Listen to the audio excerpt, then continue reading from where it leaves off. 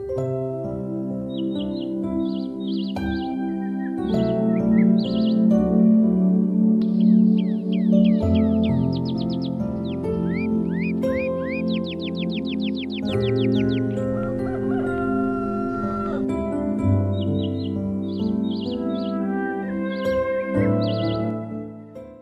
berjumpa kembali Bapak Ibu Saudari-saudara, umat beriman yang terkasih dalam Tuhan.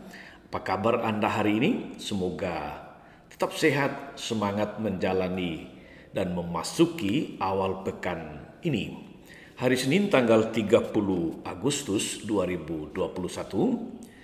Saya Romagus CSSR mengajak Bapak Ibu Saudara-saudari sekalian merenungkan hari ini Injil Lukas bab 4 ayat 16 sampai 30. Dalam nama Bapa dan Putra dan Roh Kudus. Amin. Sekali peristiwa datanglah Yesus di Nazaret tempat ia dibesarkan. Seperti biasa,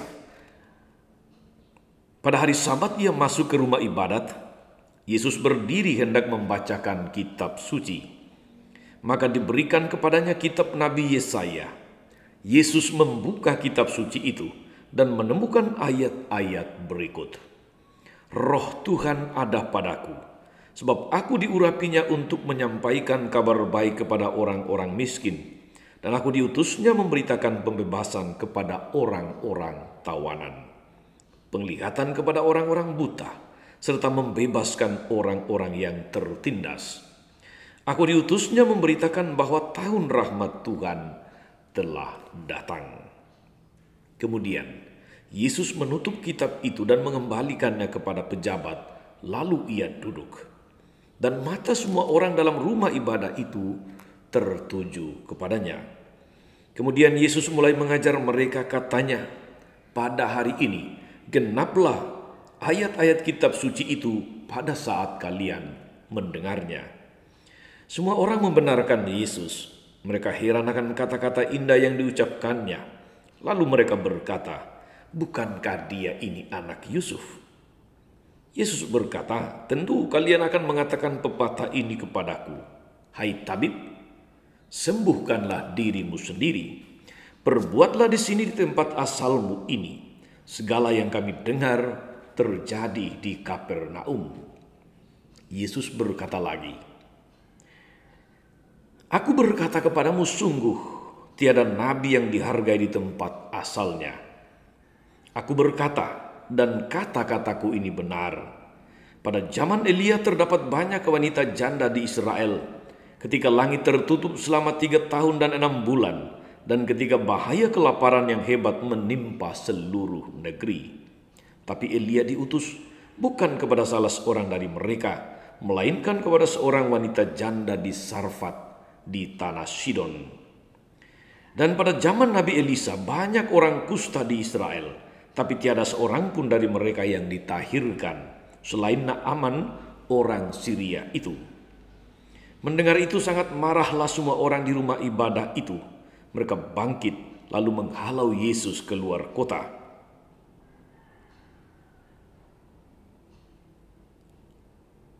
Dan membawa dia ke tebing gunung tempat kota itu terletak untuk melemparkan dia dari tebing itu. Tapi Yesus berjalan lewat tengah-tengah mereka lalu pergi. Demikianlah Injil Tuhan.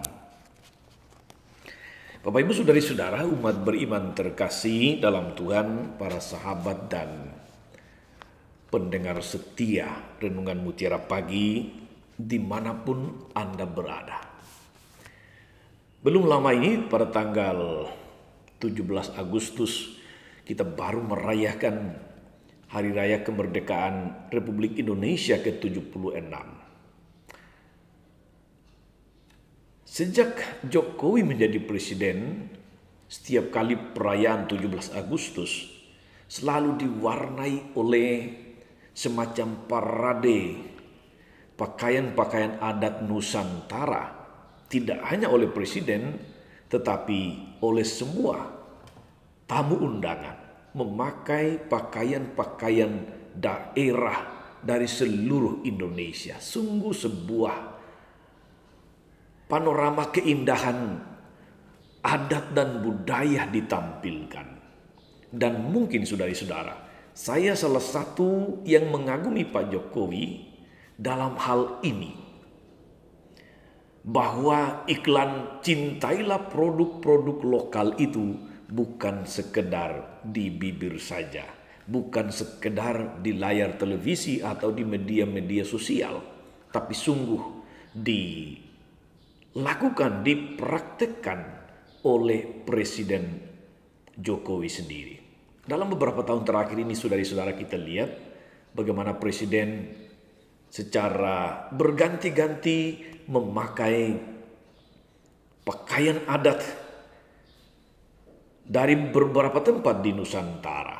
Dan pada tanggal 17 Agustus 2021 ini kita melihat Bapak Presiden memakai pakaian dari suku Baduy, atau yang lebih tepat sebetulnya suku Kanekes di sekitar Provinsi Banten. Kalau kita melihat saudara-saudara, nampak pakaian adat suku Kanekes itu sangat sederhana.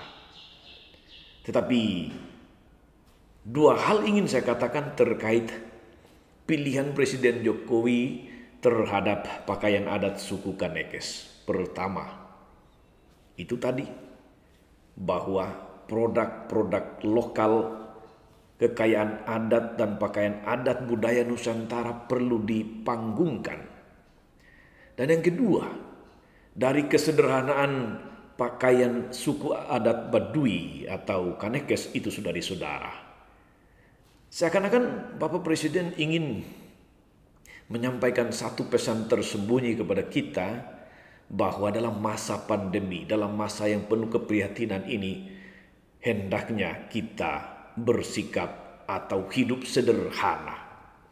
Kesederhanaan pakaian suku Kanekes rasanya mewakili pesan itu saudara-saudara. Tetapi saudara-saudara kita lihat juga, baik di jagat dunia media sosial, ada begitu banyak orang yang nyinyir, banyak yang mencelah, banyak yang menghina bukan hanya presiden tetapi juga pakaian adat suku Kanekes atau Baduy.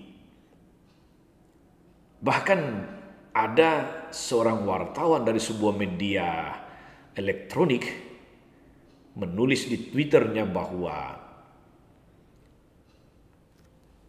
Presiden Jokowi tinggal jongkok di pinggir jalan dan jualan madu.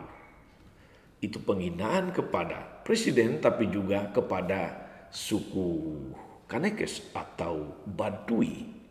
Saudara-saudara umat beriman terkasih dalam Tuhan, mengapa suara-suara nyinyir yang berbau penolakan itu muncul? Rasa-rasanya menurut saya saudara-saudara, karena orang lebih menghargai yang namanya produk-produk asing daripada produk lokal, produk bangsa sendiri. Kita lihat itu di dalam banyak kesempatan,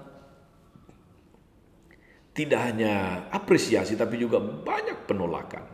Suara nyinyir dari banyak orang terhadap pilihan-pilihan yang dilakukan oleh Bapak Presiden untuk menunjukkan keanekaragaman, kekayaan budaya yang luar biasa di negeri tercinta kita Indonesia ini. Orang lebih cenderung bahwa menghargai apa yang dari luar negeri daripada yang berasal dari dalam negeri. Orang lebih cenderung melihat siapa atau dari mana asalnya, kulit luarnya saja, tanpa menangkap isi dan apa yang dibawanya. Saudara-saudara umat beriman yang diberkati oleh Tuhan, kita mendengar dalam Injil, Yesus datang ke tempat asalnya, ke kampungnya sendiri, yaitu Nazaret. Di sana dia membaca kitab di sinagog, menyampaikan kabar baik. Tapi orang-orang Nazaret yang mengenal dia sebagai anak Yusuf dan Maria tidak percaya dengan apa yang disampaikannya. Bukankah dia ini anak Yusuf, si tukang kayu? Begitu nyinyirannya. Jadi nyinyir itu bukan baru dari sekarang kita alami, saudara-saudara. Dari zaman kitab suci pun suara nyinyir sudah biasa ada. Maka di akhir Injil dikatakan ia berjalan lewat dari tengah-tengah mereka lalu pergi. Hal ini berarti, saudara-saudara, bahwa keselamatan atau kebahagiaan tidak terjadi pada diri mereka. Mereka melewatkan kesempatan berrahmat itu. Sebab yang ada adalah penolakan, yang ada adalah nyinyir, yang ada adalah tidak percaya. Saudara-saudara, umat beriman terkasih dalam Tuhan, maka marilah dalam segala kerendahan hati kita berusaha menerima dan menghargai hasil karya maupun sumbangan dari saudara-saudara, dari teman-teman dekat kita. Jika kita tidak dapat menghargai, jika kita tidak dapat mengasihi yang dekat, maka menghargai dan mengasihi yang jauh itu bagaikan sandiwara atau pelarian akan tanggung jawab. Sebaliknya, jika kita mampu menghargai dan mengasihi yang dekat, maka menghargai dan mengasihi yang jauh, termasuk musuh sekalipun yang menyakiti kita, katakanlah begitu, dengan mudah dapat kita lakukan, dengan mudah dapat kita hayati. Kita kurang mampu menghargai dan mengasihi yang dekat karena seringkali kita berpedoman pada pola pikir negatif atau negative thinking, bukan pada pola pikir positive thinking yang apresiatif. Beberapa waktu yang lalu saya memberi judul renungan dampak positif dari afirmasi.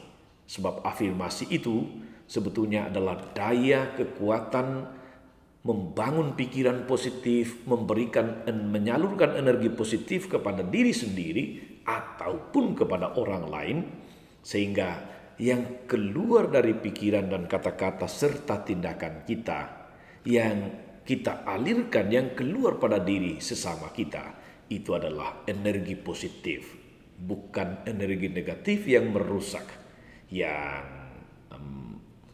tidak membuat orang bertumbuh, yang tidak membuat orang kemudian bahagia, tidak membuat orang penuh sukacita. Mari saudara-saudara, kita mengasihi, mencintai apapun dari orang-orang yang ada di sekitar kita.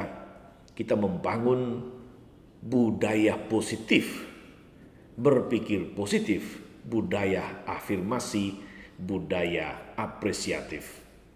Tuhan Yesus memberkati. Maria, Bunda selalu menolong, setia mendoakan kita semua. Amin.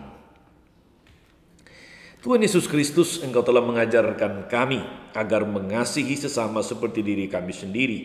Dampingi dan kuatkan kami yang lemah dan rapuh ini agar berani dan mampu mengasihi sesama kami, mulai dari yang paling dekat. Ingatlah dengan penuh kasih akan Ibu Mama Albertina yang sedang sakit. Semoga oleh karena berkat dan jamahan-Mu, semoga oleh karena berkat-Mu atas intervensi medis atau usaha pengobatan apapun yang dilakukan, Mama Albertina boleh memperoleh kembali kesembuhannya dan pulih seperti sedia kala.